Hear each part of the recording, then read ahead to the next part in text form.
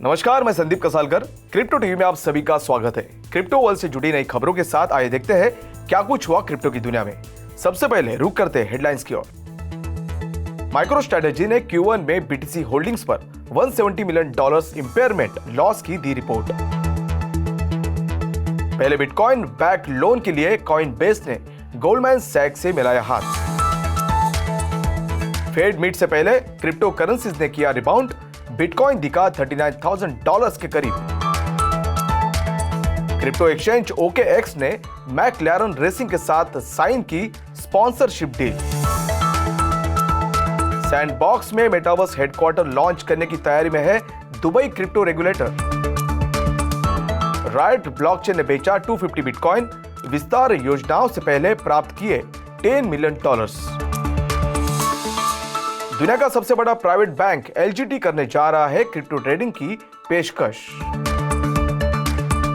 Crypto currency पर नया 20% tax लगाने के तरीके तलाश रही है Indian government. Virtual digital assets पर टैक्स से रिवॉर्ड पॉइंट और ई वाउचर को बाहर करेगा इंडिया।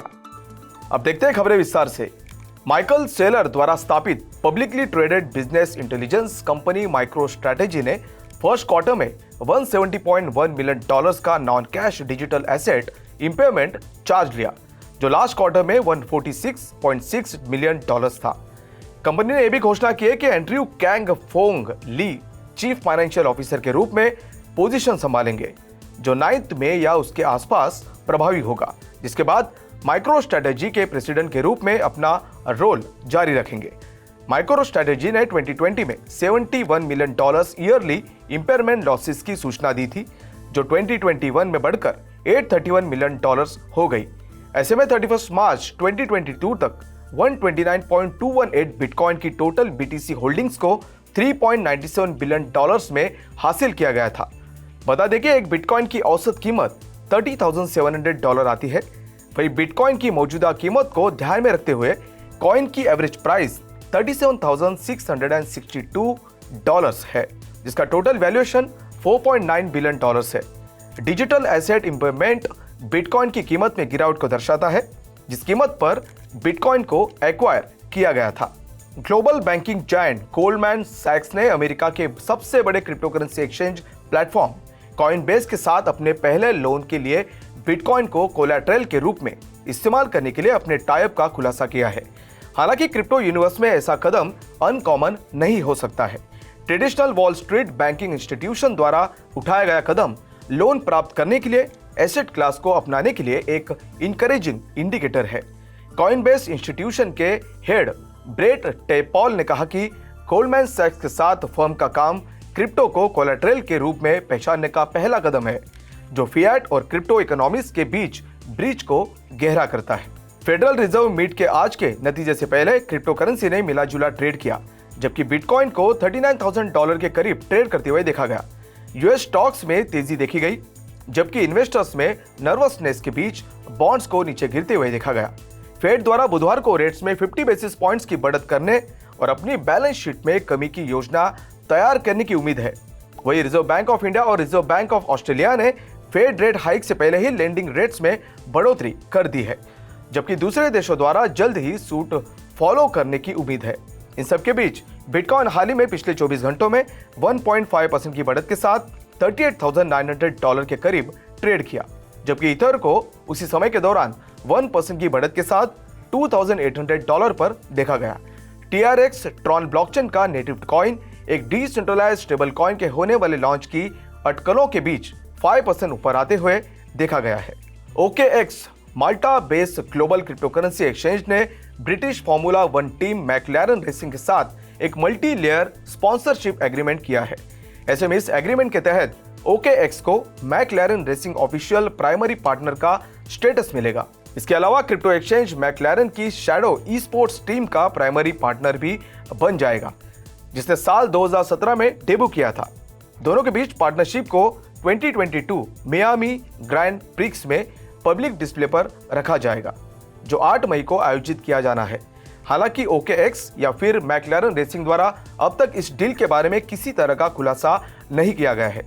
इससे पहले क्रिप्टो एक्सचेंज ने एक दूसरे मेजर स्पोर्ट्स स्पॉन्सरशिप डील में English football club Manchester city के साथ भागीदारी की थी। Dubai newly established virtual asset regulatory authority VARA ने द सैंडबॉक्स के साथ पार्टनरशिप करके डिजिटल दुनिया में एक वर्चुअल हेडक्वार्टर बनाने की योजना का खुलासा किया है।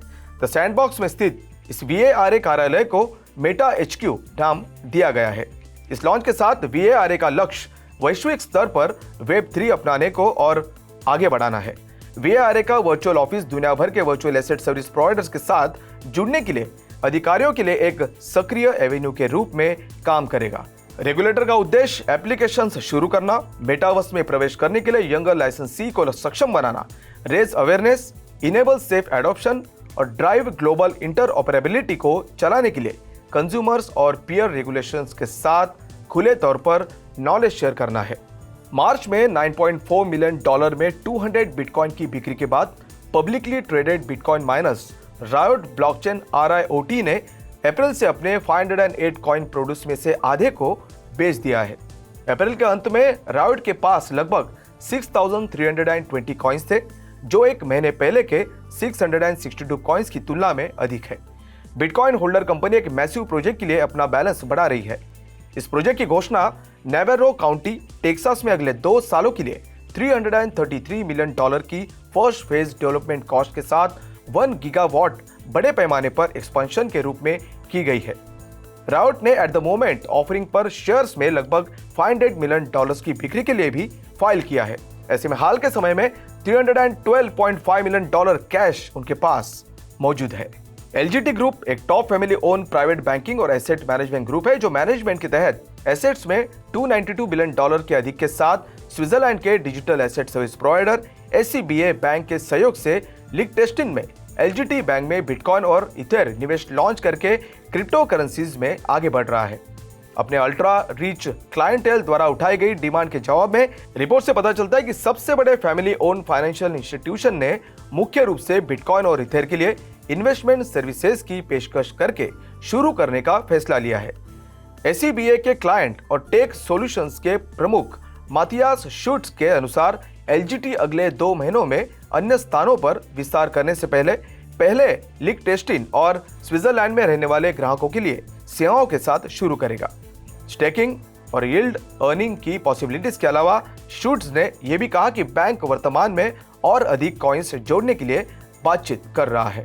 एक नई रिपोर्ट के मुताबिक इंडिया देश के बाहर से क्रिप्टो की जाने वाली कमाई पर टैक्स लगाने के लिए तरीके तलाश रहा है।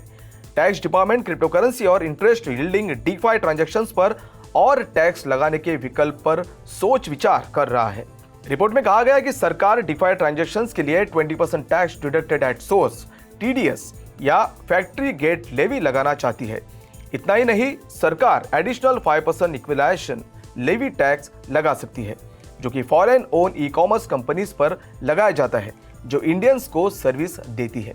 अब central board of direct taxes ये पता लगाने के लिए टैक्स एक्सपर्ट से बातचीत के दौर में है कि इन टैक्सेस को कैसे लागू किया जा सकता है। ये कदम सभी क्रिप्टो करेंसी प्रॉफिट्स पर फ्लैट 30% टैक्स के ऊपर है, जो इस साल 1 अप्रैल से लागू हुआ था, जिसकी वजह से एक्सचेंजेस के ट्रेडिंग वॉल्यूम में तेजी से गिरावट देखने मिली है। वही 1 जुलाई से 1% फैक्ट्री गेट लेवी लागू होना है। आज के लिए बस इतना ही। क्रिप्टो वर्ल्ड से जुड़ी नई खबरों के साथ बने रहिए क्रिप्टो टीवी के साथ। तब तक के लिए मैं संदीप कसालकर आपसे विदा लेता हूं। नमस्कार।